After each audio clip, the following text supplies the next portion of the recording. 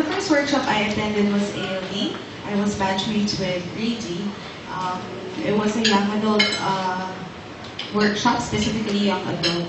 And then after that, I submitted to Diliman and Ateneo.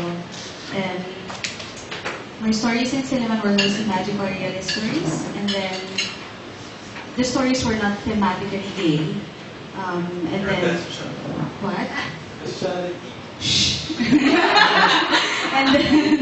and then just a few months ago, in April, I was in IAS with Sir John. I submitted a lesbian story and another magic or realist story, and then this one, so two. So how do you resolve that the impulse, the writing impulse, since you don't limit yourself to the lesbian material? I mean, where does the writing impulse come from? How do you? Because I do not identify exclusively as a lesbian. For me, attraction is attraction. So, yeah, I get attracted to males, females, and then it's almost, it doesn't matter to me. So queer. So queer, yes. So you would be comfortable with queer identifiers. Okay. Anything else? No, and have you said it Okay. Maybe later after the discussion. Thanks, Sigrid. Actually, hindi ko naman siya sinabihan na mag-prepare or what. No, katulad ng iba na sinabing, medyo sinabihan na mag-prepare. I just wanted to put that context because nga, so far, we've been talking about yung issue ng who gets to write about what topics. So, kanina pinag-uusapan nga, yun nga. So, pag si Sigrid ba na queer woman writer ay nagsulat ng heterosexual story, ina-appropriate ba niya yung identity ng mga heterosexuals and does she even think about it, diba? Parang, why is it that when you're writing, for instance, why is it such an issue for some of us, probably not all of us, na yung identity natin, ipoprotect natin. So maybe that's obviously that's something that's negotiable.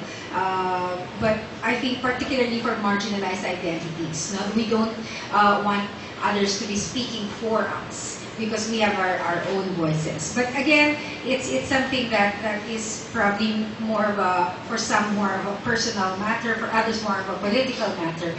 But that's I thought that was interesting to learn about Sigrid, that in fact the other part of her is a speculative fiction writer.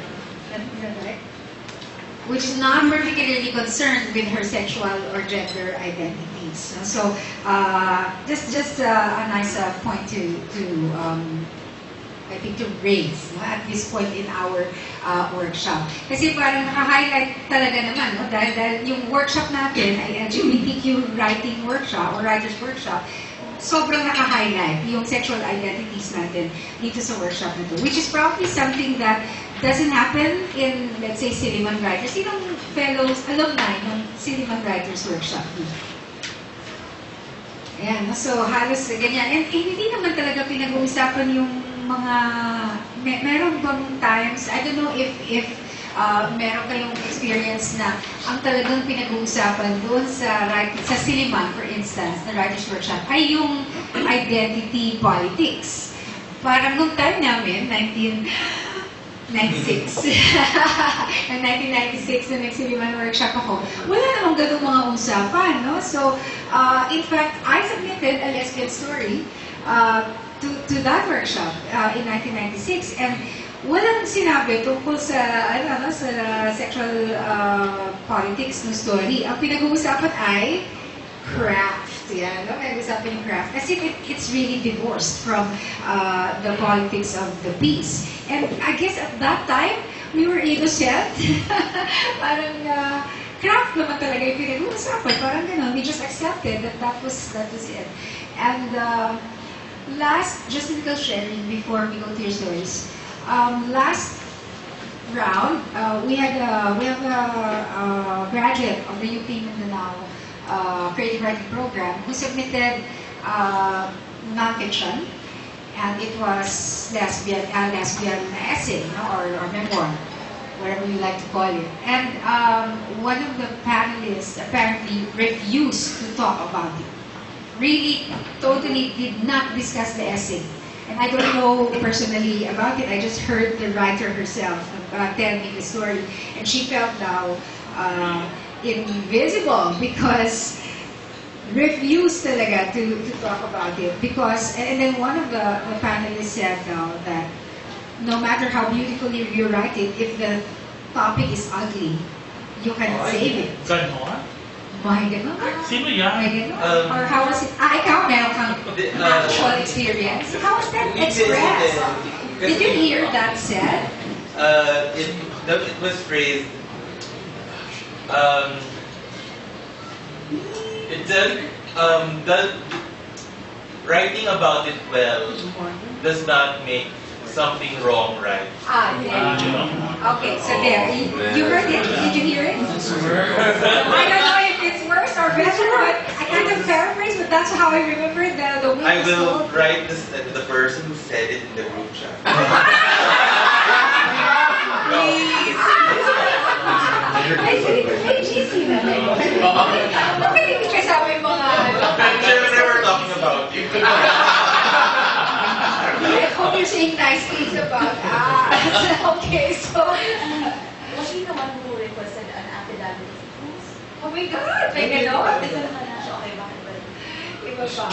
So, writing it well, ano sabi, Writing it well does not make something wrong right. Yan. What? Isipin natin.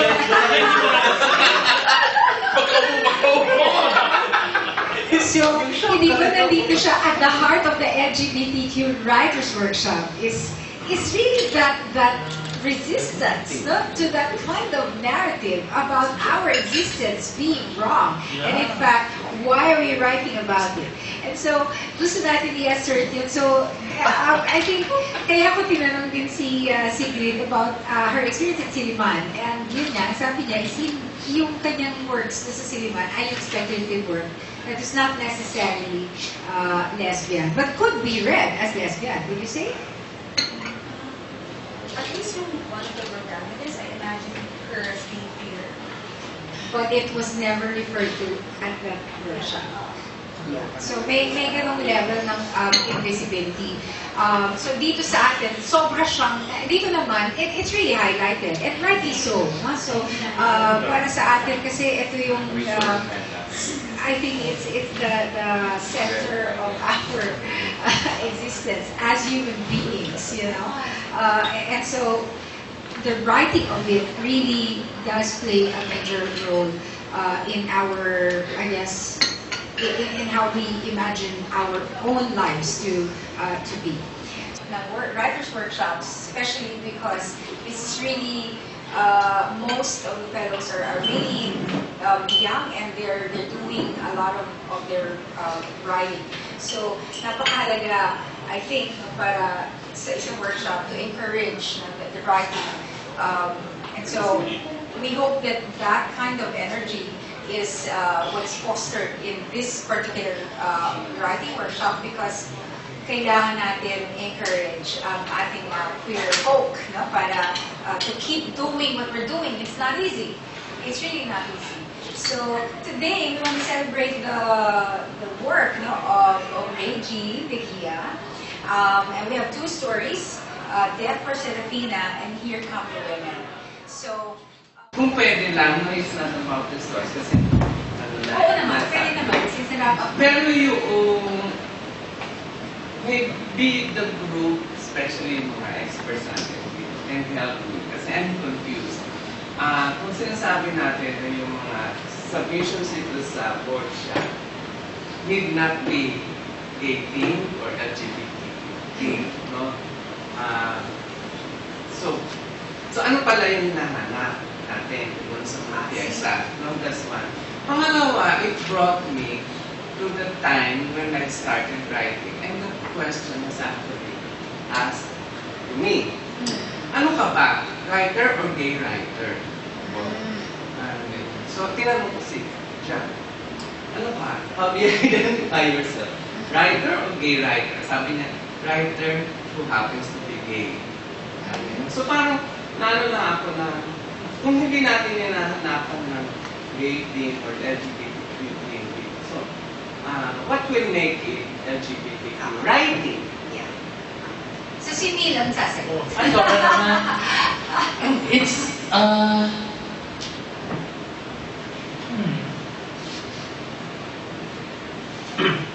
when I came out as a gay writer, my identity is something that would no longer disavow. Because once you come out, you cannot uncome out it. So, I consider that everything I've ever written has been gay, even if they have not been about, like, cocksucking or butt-fucking or things like that. Because being gay means being a person, and being a person means your interests are varied and you live in a complex way and you have many kinds of interests, diba? So it's a matter of expanding really and dignifying our existence by saying that coming out as gay or lesbian does not ghettoize us into simply writing about our sexuality or desires, but it's about actually giving us the same kind of ability to universalize that straight people have. But please respect our particularity too. Meaning that, diba in great art, and that was something nice mentioned, except that wording was slightly different. The Jesuit sort of like writer that inspired her, diba? Only through the particular can we reach the universal. So, ano yung universal? We all want to be writers. But our embodiment is that we are gay and lesbian and all of that. And we become writers through our particularity. So you never neglect it.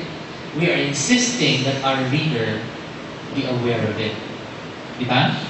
So don't please erase that when you read our work, even if we're writing about many different things. Don't overlook the fact that we're coming from this perspective. So I hope you understand, this is about coming out. This workshop is about coming out. Diba? Some of us can't do it yet, like in the fullest sense. But this is the beginning of that journey. And in the end, we expand what being an LGBTQ writer means to actually just, hopefully, in the end, being a writer and being just a person. But that would be the ideal, right? Except we can't get there without insisting on the dignity of our own embodiments, our particularities. So, what do we look for if it's not topic? We look for your attitude, your perspective, your alliances, your sympathies, your ethics. I'm sorry.